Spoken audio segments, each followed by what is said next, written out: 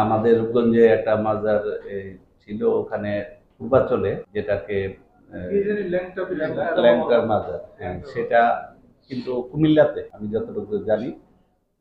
মুরব্বী যেটা বললো যে ওনার দাদার মাজার অন্যত্র ছিল, ওনার কবর হলো কুমিল্লার ওখানে। আমাদের এখানে কোনো কবর নাই।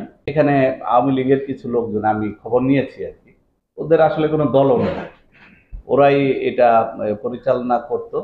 স্থানীয় যারা ওলামা একরাম মুরব্বীরা আছে, গ্রামবাসী মিলে এখানে গাঁজা খাওয়া বন্ধ করার জন্য, নেশা জাতীয় উপদ্রব এগুলা বন্ধ করার জন্য, গান বাদ্য হতো, অনৈতিক কর্মকাণ্ড হতো, এগুলা বন্ধ করার জন্য তারা গিয়ে এটাকে সবাই মিলে এটা বন্ধ করে দিয়েছে।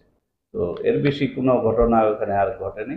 তো আসলে দেশে একটা চক্রান্ত চলছে, আপনারা জানেন যে সরকারকে বিব্রত অবস্থায় ফেলার জন্য কিছুদিন আগে মন্দিরে মন্দিরেও এরকম একটা আমরা পাহারা দিয়েছি। সামনে পুজো আছে, পূজাতেও যাতে কোনো ধরনের বিশৃঙ্খলা না হয়, আমরা সেটাও হিন্দু মুসলমান ভাই ভাই হিসাবে আমরা সেটা পাহারা দিব তাদের।